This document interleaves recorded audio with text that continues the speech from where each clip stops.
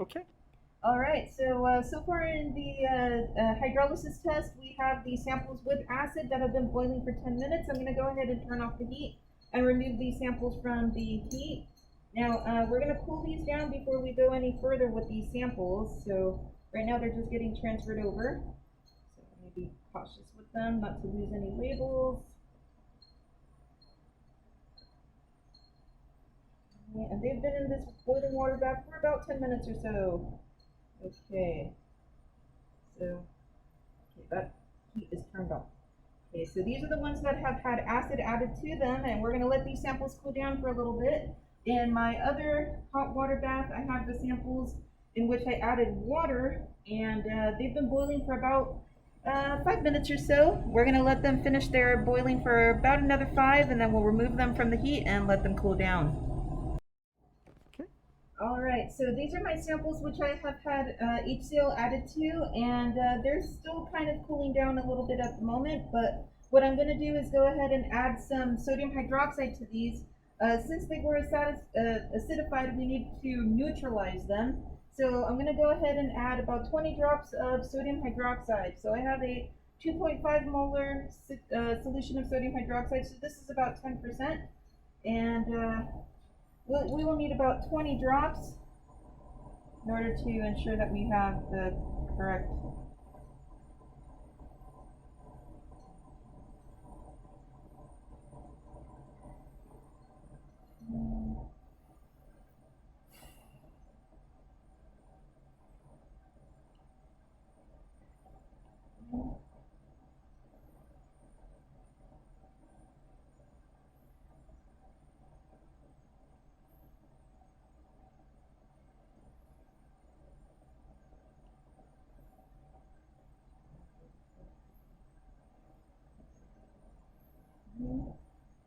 Get it just a little more.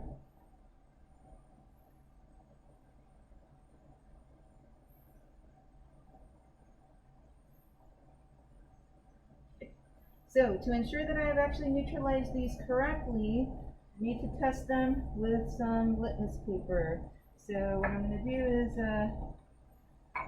I'm going to actually go grab me a couple of skewers here so that I will be able to mix these and dip and see if my litmus paper turns blue to tell me if the litmus paper changes color. This will tell me my solutions are still too acidic.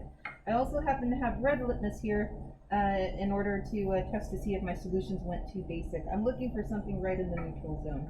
So let me pause really quickly and I'll be back with a couple skewers. Okay. So I have a couple of wood skewers here. You could also use a glass rod, but I just wanted to quickly find something that I could use here to test my sample. So I'm going to go ahead and grab a small piece of blue litmus, and I'm going to dip my skewer into my sample. So first up here I have sucrose, and I'm going to go ahead and touch it to the paper. And notice here that my blue litmus is turning red, which means that my solution is still somewhat acidic. Okay, so that means I'm going to go ahead and add a little more sodium hydroxide to my solution for sucrose. Okay, so let me grab just a couple more drops here.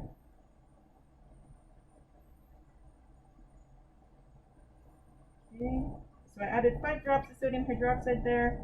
I'm going to go ahead and mix it with my skewer that I used for sucrose. And I'm going to go ahead and touch to my litmus paper again. Let me use the other side. Okay, see that? So now that my color is no longer changing, that means that my solution is neutralized. Alright, so I'm going to go ahead and place my skewer right behind the sample just so I won't confuse them. Okay, let's repeat here for glucose. And let me do a quick little mix there.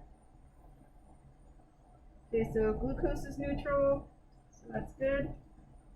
Alright, take another piece of litmus here. Lactose. Lactose might need a couple more drops there. Okay, so let me get my sodium hydroxide. I'm going to add, that was about 3 more drops, so let me go back and mix her up again.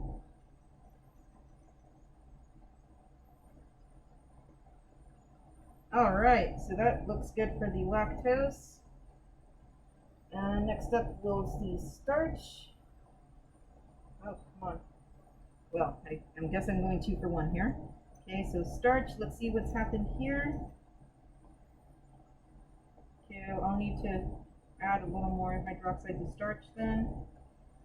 Okay, let me open my hydroxide bottle.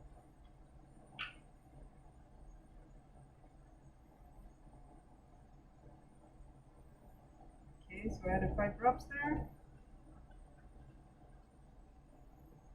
Give it another little stir.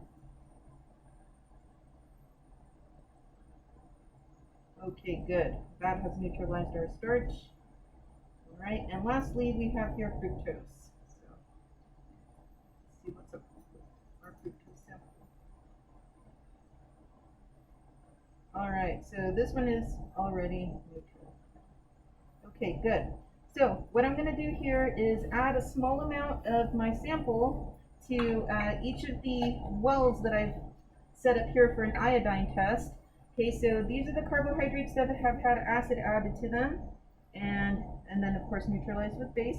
So this is sucrose. I'm going to add just a little bit. So it would be, there we go. Okay, so just a tiny bit to my well. Okay, so I have glucose in my hand. Add a small amount to there. Okay. Next up here I have lactose, or just a small amount. Okay. Starch.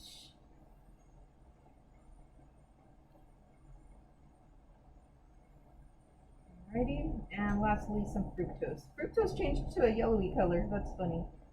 Okay. All right, so now that I have a little bit of sample in each test, in each of my wells, I'm going to go ahead and add my iodine reagent, and we're going to see if these samples will still, if the sample might create that dark color like we saw in the iodine test. So I'm going to go ahead and add 2 drops.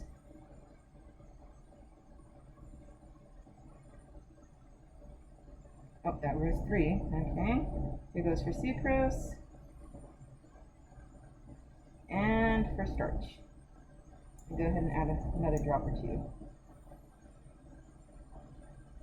All right, now I'm going to ask Lee to get close and show you guys here that after adding sodium hydroxide, well, technically hydrochloric acid first, we have actually, we no longer see the blue-black coloration occurring with the starch.